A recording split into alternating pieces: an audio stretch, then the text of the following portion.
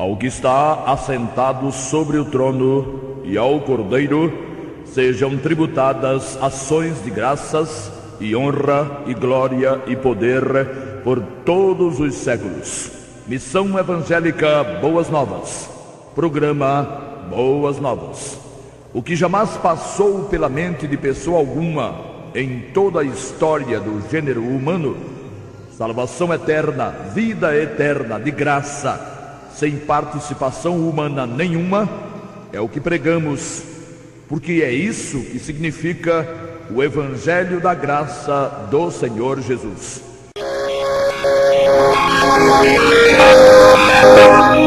Errar é humano, diz o axioma ou o dito popular repetido por milhares de pessoas o tempo todo. Certamente que errar é humano, mas é errado. É errado errar. Em sua maioria, os erros podem ser consertados. Desde que Adão pecou, e isso já vai para quase 6.000 anos, que erros são cometidos. Entretanto, errar em questões morais é cometer pecado, e pecar é transgredir a vontade do Todo-Poderoso. E quem já viveu ou vive e não pecou? Todavia, seriam todos os erros, todos os pecados, capazes de serem anulados, de serem lavados, esquecidos, perdoados? Que dizer do ensino bíblico da perdição? Por que aconteceria a perdição de alguém? Em que circunstâncias e por qual razão um ser criado à imagem e semelhança de Deus ficaria e ficará afastado dele para sempre? Por quê? Se não por causa de seus pecados, de suas falhas, de seus erros. Se não existe a possibilidade de alguém ficar e estar perdido para sempre, então, por que Jesus, e logo ele, disse o que disse quando disse: ide por todo o mundo e pregai o Evangelho a toda a criatura. Quem crê e for batizado será salvo, mas quem não crê será condenado. Como se lê em Marcos 16, 15 e 16. Será condenado a quê? A palavra condenação teria o mesmo significado de aniquilamento? Existe de fato essa ideia nas colocações gramaticais da língua grega em que foi escrito o Novo Testamento? Quer dizer, o verbo condenar tem similitude, tem semelhança com o verbo aniquilar? O substantivo condenação é sinônimo do substantivo aniquilação ou do substantivo aniquilamento? Não.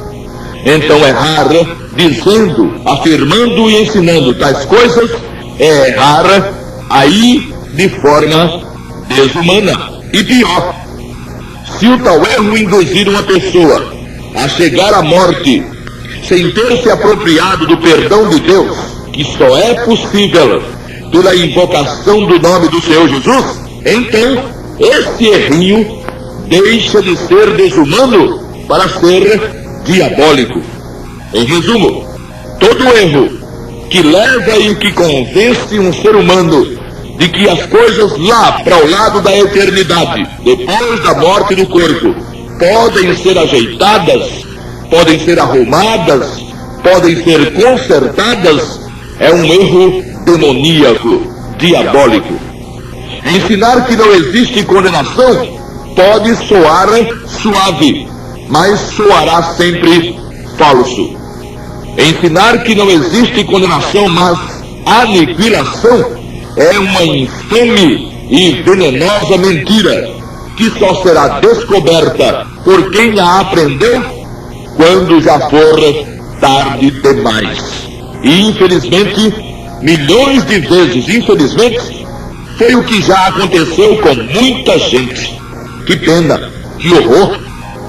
Quantos que já não deixaram esse mundo e essa vida pensando porque foi assim que aprenderam, que iriam ficar dormindo até a ressurreição e descobriram, logo depois de deixarem o corpo, que aquilo tudo era mentira. Morreram, deixaram o corpo e, ao invés de ficarem no esquecimento dormindo junto ao corpo, como haviam aprendido, se viram conscientes e em uma dimensão diferente. Quantos também já não deixaram o corpo, esperando dali a algum tempo voltar ao mundo em outro corpo, porque aprenderam que reencarnariam e hoje sabem que era tudo mentira. Nunca reencarnaram e continuam conscientes.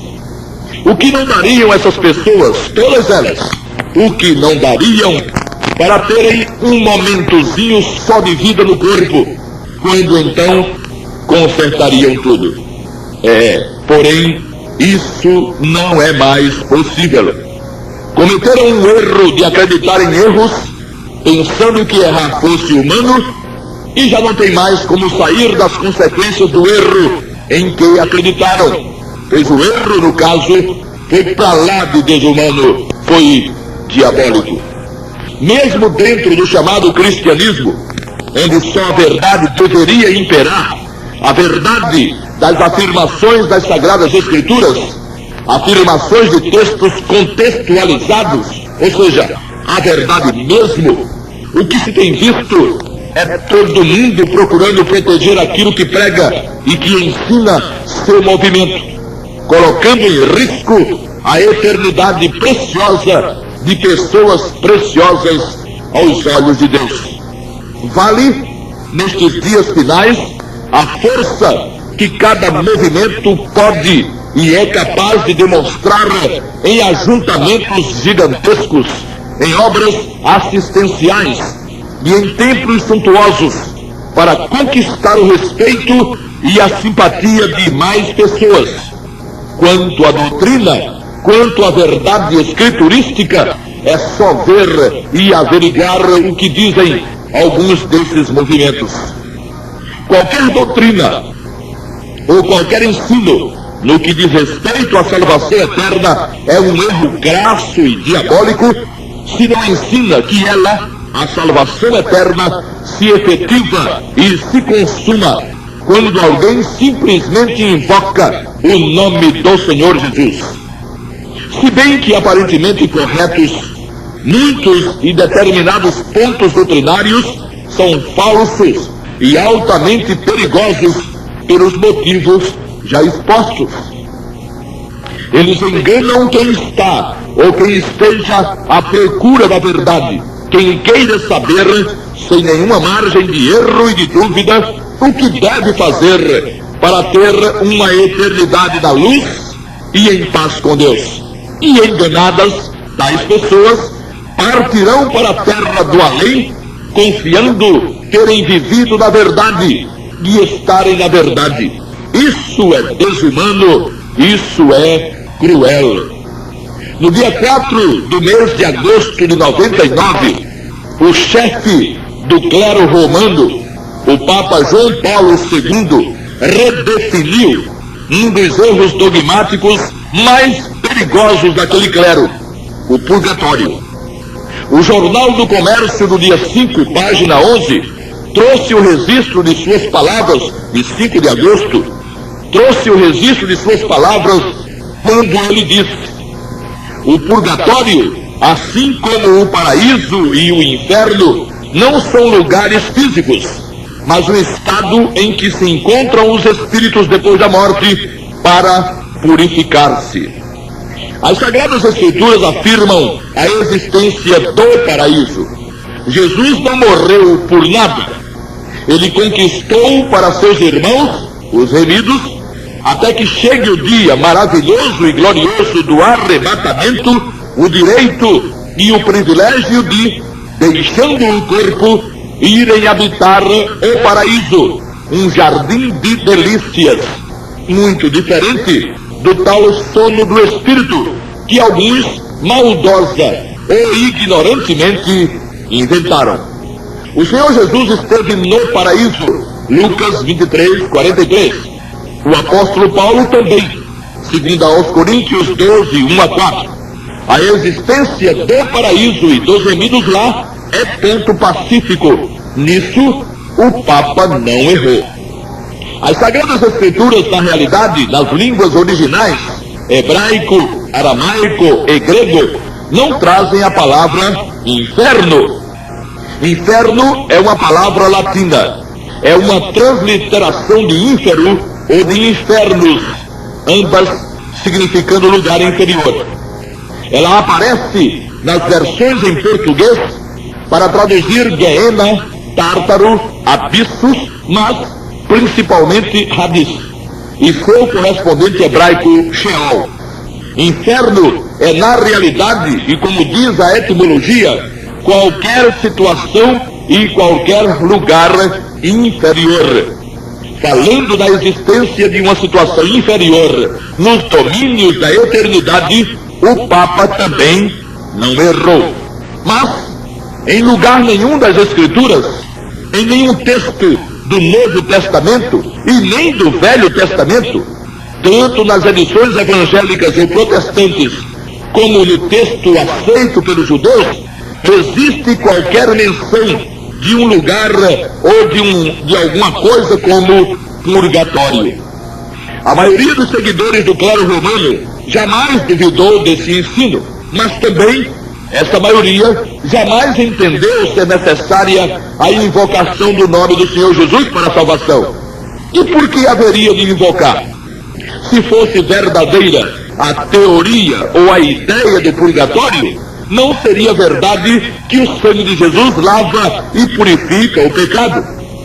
A existência dessa mentira, a mentira do purgatório, por si só, já deixa claro que quem nela crê, não confia no poder e na eficácia do sangue de Jesus. Uma coisa exclui a outra.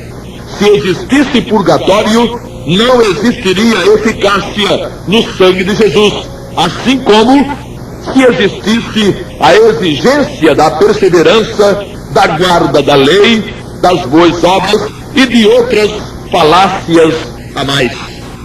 Essas coisas todas só existiriam se o sangue de Jesus não fosse suficientemente poderoso e eficaz para a salvação. Por que cargas d'água alguém precisaria de um purgatório para purificar alguma impureza e sabe-se lá mais o quê?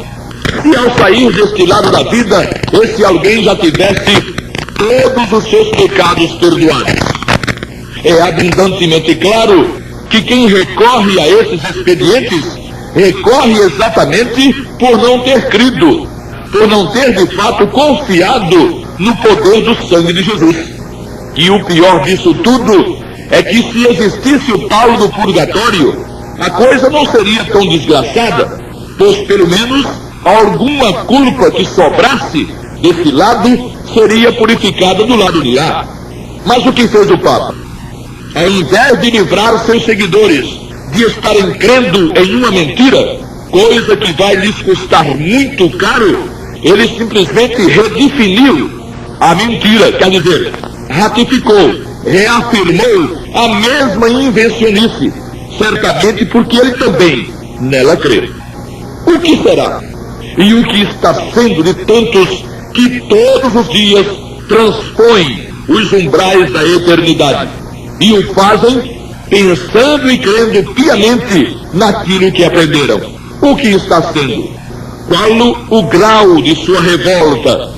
Que sentimentos nutrem eles pelos que os enganaram? Isso é um negócio muito sério. Não se trata de enganar alguém em alguma coisa que possa ser consertada, ou que, mesmo não sendo consertada, produza efeitos suportáveis. Trata-se de disseminar enganos e erros que insistimos em lembrar, jamais terão conserto. No caso do Papa e do purgatório, a coisa é de estarrecer. O cidadão é de uma cultura impressionante, fala dezenas de línguas, é um verdadeiro gênio. Portanto, sabe ele, e isso o torna totalmente responsável pelo que afirma e ensina, que o texto principal, no qual pretende o clero romano embasar o dogma do purgatório, não é canônico, ou seja, não é reconhecido como de inspiração divina. Ele, o tal texto, faz parte dos livros apócrifos não inspirados que o clero romano anexou ao cânon hebraico do Velho Testamento no Concílio de Trento, portanto, séculos depois de ter sido escrito o último livro do Novo Testamento, o Apocalipse. Citar como citam eles, lá do clero romano, que o purgatório pode ser provado através do segundo livro dos Macabeus, capítulo 12, versículo 46, é dar a mão à palmatória, é reconhecer o próprio erro. A Bíblia Católica, edição Ave Maria, em seus comentários introdutórios à página 17, afirma que as edições protestantes possuem alguns livros a menos por não admitirem os livros que só foram incluídos pela Igreja Católica no Concílio de Trento, e que tais livros não fazem parte do cânon hebraico. Quer dizer, os judeus jamais reconheceram os livros de Tobias, Judite, Sabedoria, Eclesiástico, Baruque e Macabeus I e II como de inspiração divina, e o clero romano também não os considerou até o Concílio de Trento. Alguns desses são livros históricos, outros estão cheios de fantasias e de histórias mirabolantes, como os capítulos acrescidos ao livro de Daniel. Vários teólogos católicos, por causa disso, tecem sérias censuras aos mesmos. Em sua pregação, o Papa disse também, conforme o Jornal do Comércio, edição já citada, que para aqueles que, no momento de sua morte, estão em condição de abertura com Deus, mas de forma imperfeita, o caminho para a plenitude exige uma purificação completa, que a fé da Igreja Católica apresenta através do ensinamento sobre o purgatório. Não é difícil perceber que o pessoal do clero romano, inclusive seu chefe, não crê, não confia na eficácia do sangue de Jesus. Aliás, pelo que se conclui da afirmação lida, eles não veem e não entendem que haja eficácia nenhuma, poder nenhum no sangue de Jesus. Mas aí, não são só os católicos que navegam nesse mar de incredulidade. Tem muita gente fazendo companhia a eles. Todos aqueles que mencionam, seja lá o que for, dia de guarda, perseverança, boas obras, orações ou jejuns, como sendo necessários para a consumação da redenção de alguém, além da invocação do nome do Senhor Jesus, desconfiam tanto da eficácia do sangue de Jesus quanto o Papa e seus seguidores. Todos pregam uma purificação alheia à obra do sangue do Cordeiro de Deus. Só que a afirmação do Papa é mais direta, por isso mais atordoante. Mas são todos incrédulos, creem todos mais em si mesmos do que confiam na obra vicária do Filho de Deus na cruz. A Bíblia, eles a têm como um livro de referências, um ponto de apoio. Entretanto, um ponto de apoio para suas próprias ideias. Eles não confiam realmente em suas afirmações, nas afirmações da Bíblia. Estão sempre com um pé atrás. Nunca se abandonam totalmente às afirmações bíblicas. Nunca descansam totalmente no que foi revelado. Estão sempre à procura de ajuda para sentirem algum tipo de segurança. Para eles, a palavra de Deus é insuficiente, exatamente porque dela eles não podem participar com nada. Não há nada para fazer, há tudo para confiar, mas é o tal negócio. confiar somente para eles é pouco. Eles não aceitam. É sério. Para confiar em alguém é preciso ter coragem. Não é toda hora que uma pessoa merece confiança absoluta. E os religiosos têm transferido essa desconfiança para a palavra de Deus. Senão, não viviam como o Papa, inventando essas saídas incrédulas, coisas de quem medra no desespero e na insegurança. Por quê? Ao invés de purgatório e de méritos através de boas obras e da guarda de um mandamento e da tal da perseverança, essas pessoas já não confiaram naquilo que está escrito e escrito no Novo Testamento. Por quê? Ao invés de confiarem na afirmação do Senhor Jesus ao malfeitor, hoje estarás comigo no paraíso, essas vidas tentam adulterar o que está escrito no texto grego. Se o malfeitor, desde aquela sexta-feira, a sexta-feira em que Jesus foi crucificado até hoje, está no paraíso, o que foi feito do purgatório, no caso da mentira papal, e do sono do espírito, e da reencarnação, e de outros arremedos doutrinários, como a perseverança, por exemplo. Aquela conversa de que Jesus teria dito em Lucas 23:43, eu te digo hoje, só serve para convencer pessoas de mentes atrofiadas e que se conformam com qualquer dogma religioso sem o devido cuidado para analisá-los. O que foi dito e o que está escrito é, em verdade te digo, que hoje estarás comigo no paraíso.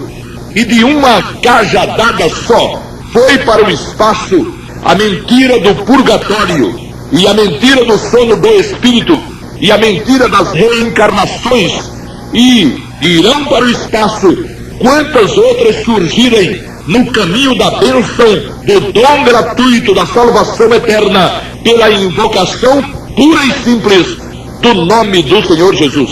Mas, e os que já morreram crendo nessas coisas? Referimos-nos aos mortos na tentativa de despertar os vivos, se é que eles querem ser despertados, senão o problema será deles. Escrevendo aos Gálatas, o apóstolo Paulo fez uma afirmação daquelas de estremecer meio mundo. Disse ele, Cristo nos resgatou da maldição da lei, fazendo-se maldição por nós. Gálatas 3:13. Estando o verbo resgatar no tempo perfeito e indicando uma ação já concluída, já consumada, então não sobrou nada de maldição na lei que possa atingir um remido, a não ser que o Santo Espírito estivesse brincando quando deu ao apóstolo tamanha revelação. Mas como todo mundo que tem juízo sabe que o Santo Espírito jamais fez afirmações desconexas e sem sentido, e muito menos usou de qualquer tipo de brincadeira, então Cristo nos resgatou mesmo, ou resgatou mesmo aos que o invocaram como Salvador pessoal, resgatou de toda a maldição que a lei impunha sobre aos desobedientes. E o purgatório do Papa? Segundo ele, o tal purgatório seria necessário para a purificação dos pecados mais teimosos. E como é que fica? Quem está em Cristo não tem mais maldição alguma. A lei não pode mais atingir com as suas santas e perfeitas exigências, contudo, inatingíveis exigências. E onde está escrito que haja como serem purificados os pecados de alguém que não quis e não invocou o nome do Senhor Jesus enquanto podia fazê-lo? Aliás, nesse caso, necessária não seria a purificação, o perdão é que seria necessário. Purificação tem a ver com a impureza, perdão tem a ver com a culpa, e é a culpa do pecado de um homem que fará esse homem permanecer em inimizade para com Deus, o Todo-Poderoso. Até que uma pessoa recorra a Jesus e o invoque como seu Salvador, a culpa de seus pecados, dos pecados dessa pessoa, permanecerá sobre ela e não poderá ser removida por nada no universo. Deus tirou aos que invocaram o nome de Jesus da potestade das trevas e os transportou para o reino fundado pelo seu Filho com a obra salvadora. E os que estão em Jesus, e está em Jesus quem o constituiu como Salvador pessoal, estão perfeitos com a perfeição dele. Colossenses 1:13 e 2:10. Fora disso, está tudo errado. Quer dizer, tudo que tencione ajudar os seres humanos com a culpa de seus pecados e que não seja o sangue de Jesus. Não existe água em lugar nenhum do mundo capaz de lavar a culpa dos pecados de alguém, e nem mesmo toda a água do planeta poderia fazê-lo. Nem todo fogo existente no centro da terra ou fora dela será capaz de queimar um só pecado.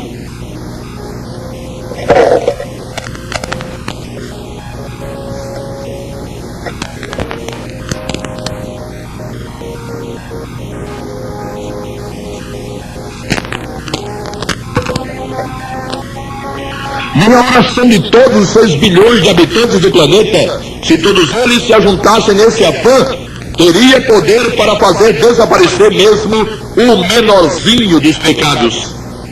Se a morte de Jesus foi necessária, se o seu sacrifício não pôde ser evitado, se sua agonia teve que ser assistida pelo próprio Deus Pai, é porque nada mais no universo todo satisfaria a soberana justiça do Altíssimo.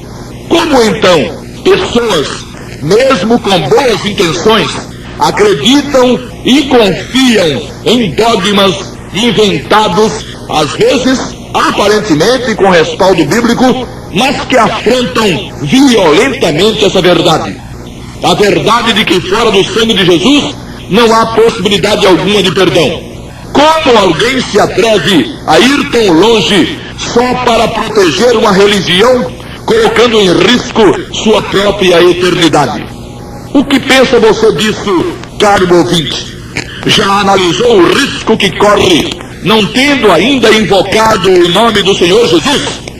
Espera você pelo fogo purificador do purgatório? Imagina que orações e sufrágios vão poder ajudá-lo do outro lado? Ou acha que ficará dormindo e que será acordado para ver Jesus vindo sobre as nuvens? Não? Então acreditou na história das reencarnações. Bem, isso tudo terminará dando em nada, porque nada é tudo que resta para quem teimou em não invocar o nome do Senhor Jesus, mesmo que dele tenha muito falado durante toda a vida. Ouvinte, quem de fato invocou o nome de Jesus, quem de fato confiou no poder e na eficácia do seu sangue, não vive à procura de outros meios para ser salvo. Primeiro, porque sabe que já foi salvo, que já foi remido. E depois porque não desconfia. E se não desconfia, não tem por que sair procurando por aí ajudas e recursos adicionais. O que existe, amigo ouvinte, entre você e o Senhor Jesus? O que existe? O que representa Ele para você? Faça-o, transforme-o em seu Salvador pessoal enquanto pode. Dê-se por convencido e conscientize-se de que purgatório não existe. Então, não conte com Ele. Conte com Jesus. Conte com Jesus agora.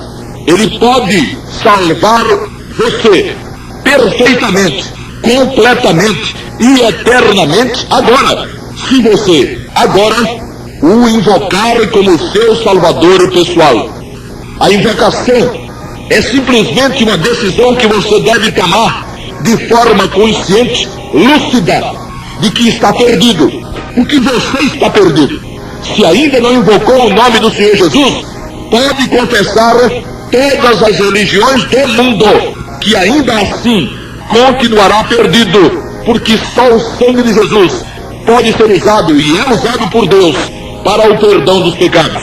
Então, lembre-se de uma coisa: sua religião, nem a religião de ninguém neste mundo todo, pode salvar ninguém da culpa do pecado. Isso só o sangue de Jesus é capaz de fazê-lo. Então, decida-se de uma vez. Invoque o nome do Senhor Jesus. Peça socorro a Jesus. Não precisa ir muito longe. Não precisa usar palavreado nenhum. Lembre-se do que disse o malfeitor: Senhor, lembra-te de mim quando entrares no teu reino. Aos ouvidos do Senhor, isso soou como um clamor, como uma invocação, e a resposta fez-se imediata. Hoje,